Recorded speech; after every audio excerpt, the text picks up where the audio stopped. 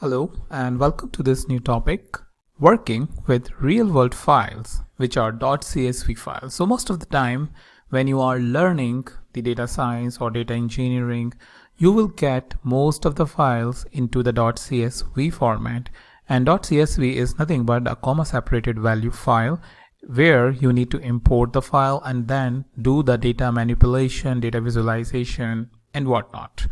So how you can really work with this? I know you have been eagerly waiting for this particular topic because that's where most of the fun really starts. Alright, so how we can do that is by using the package called CSV, and we have this over here. If I'm not wrong, I have already installed it. So using package CSV I already have, so that's why it has not thrown any error to me. But if you are facing a problem that the package is not there, you can simply write, first of all, using pkg, okay, and then pkg.add, okay, and write CSV. So once you write it, it will simply add the pkg folder or pkg library, with which you can then further work and start continuing working with me. So if you don't have pkg, which I believe you would not if you are following each video, because I have not asked you to install it, so run this command within Jupyter Notebook and you will get the CSV library to work with.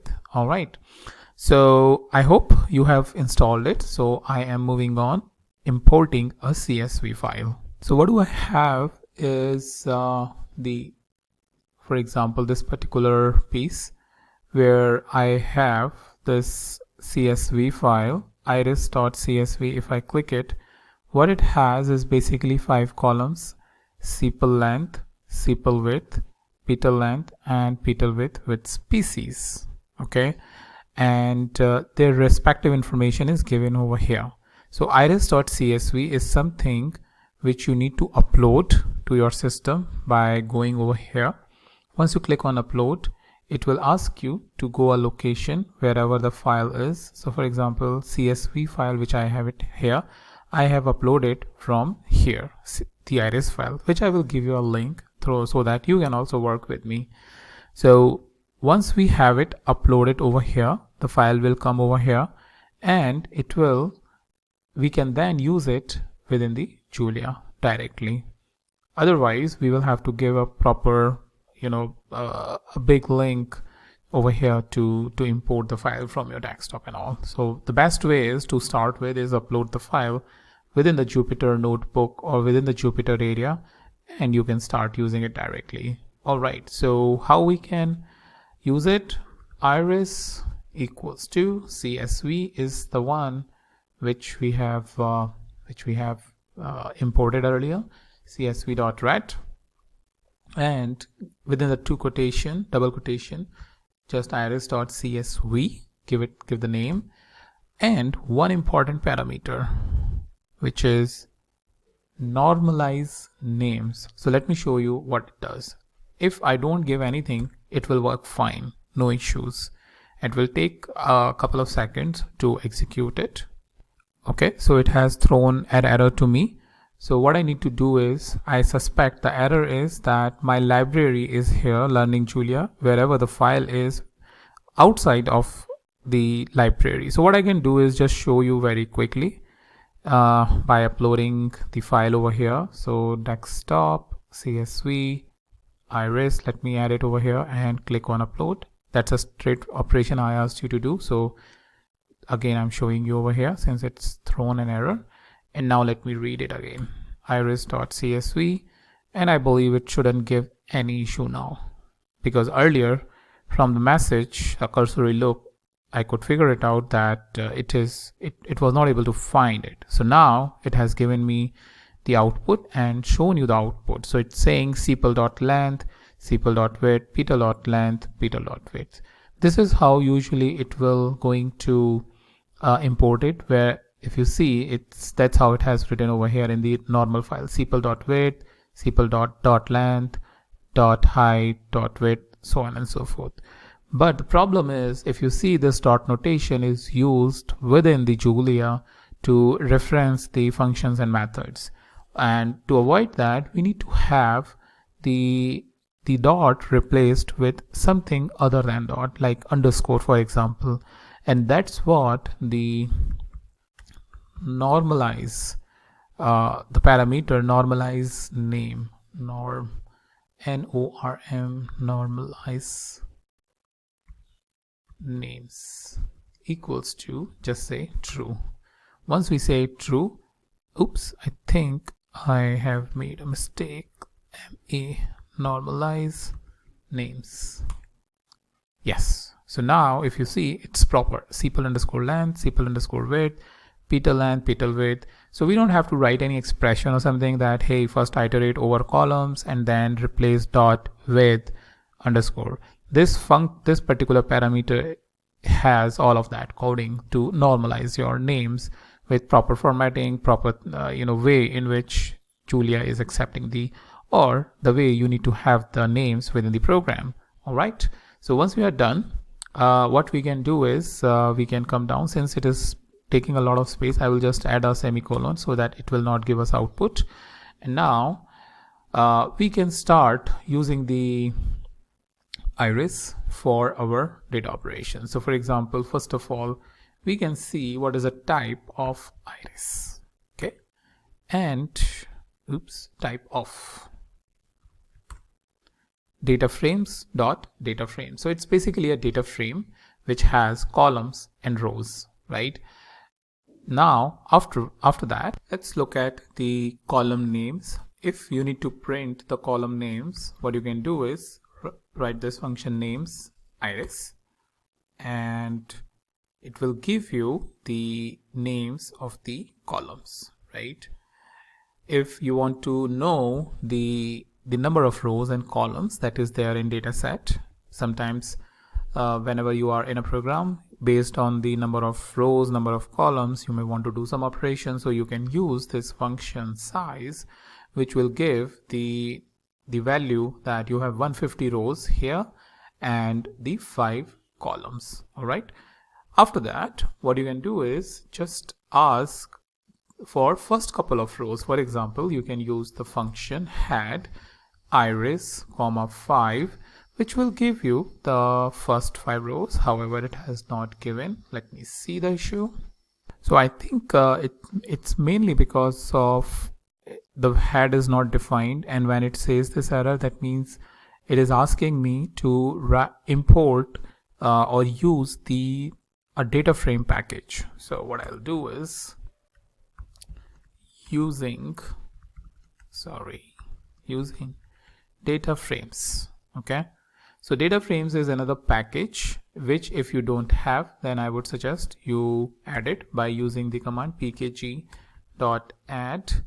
and data frames like this, and it will take a couple of seconds to maybe minutes, and you will be able to use it. So let me go ahead and so this way it has now worked.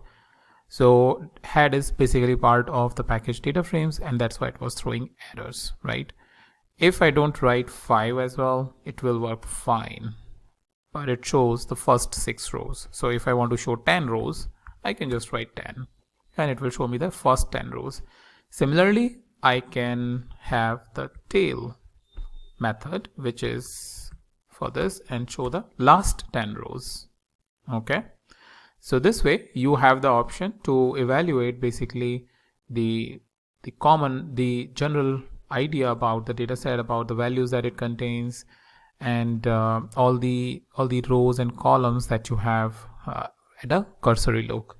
All right, now what we can do is we can generate a quick statistics where we can look at the min, median, max, unique, missing, and the type of each of the value. So for example, whether it's a float or not. So to do that, you can use the inbuilt method describe. The same method is present even in the Python. So describe iris, and it will generate a quick statistic for us. As you can see, it is taking some time, and now we have each of the variable name. their mean, what is the minimum value, what is the median value, what is the maximum value. And if you see, mean and median is pretty much same, right? In this case, there is a difference, 3.75 to 4.35, and this one is also nearby. What is the max? Unique, missing, nothing is missing, and their data type, which is float 64, and this is string. Everything is fine. So this way, very quickly, you can get an idea about each of the variable and have an understanding whether you have any problems like outliers or anything over there.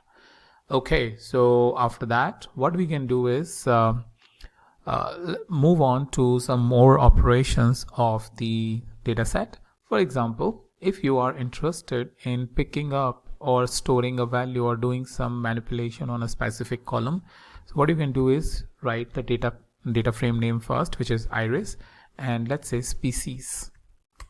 What do you want to write? So iris.species, if I press shift enter, it will give me the value in the string format. And if I need to iterate it over or need to perform some sort of operation, I can do that, right? So this is how you can access it, iris.species, or maybe, you know, some other value, iris.petal length, then it will give you the output for petal length, right? Afterwards, if you have a need where you want to get an access in a similar way to petal length, or over here it's basically the third column. As you can see, first is sepal length, second is sepal width, third is petal length. So if you want petal length have an access, so iris and then within the bracket, and that's how we basically do all the slicing and dicing. So just pay a bit of an attention over here, because this will go in a long way about how you were going to access rows and columns. So first is row, colon, comma, and then is column 3. So what we are saying over here, hey, we want third column, because after comma the second parameter that it reference is the column, and colon indicates that we want all the rows, right? So iris, if we execute, it will give us petal length, that means the third column, all the values of the third column. So you have two options, either you can do like this or you can do like this. And this basically the syntax for slicing and dicing the data, and you will see a lot in I will show you in this particular video itself the different ways in which you can slice and dice the data. For example, let's go ahead and print the 3 different columns, the first 3 columns. So all the rows, again I'm using colon, and again I'm using one more bracket to specify 1, 2, and 3. So what it is saying, that I want all the rows but only the first, second, and third column. If I press shift enter, you will see that it has given me the first, second, and third column only, but they're all of the rows, right? Now let's say we have used the head function earlier, right, for showing the first 5 rows. Let me show you how you can do it over here with the help of this particular notation. So 1:5 is indicating that we want row 1 to 5, comma, colon, that means all the columns. So now I'm reversing it. Earlier I was accessing the columns, now I'm accessing just few specific rows. So if I enter, I get first 5 rows, that's what I have specified as a range, but colon is indicating all the columns, so I have got all the columns over there. And with this you can understand or evaluate the possibilities like 1:5 to 1:2, which means just the 2 columns. So with experimenting with this, you will see a lot of ways by which you can slice and dice the data and use it as per your needs. So that's about how you can really slice and dice, use the real data frames and all, and be excited, because we will going to discuss about the data visualization in the next topic.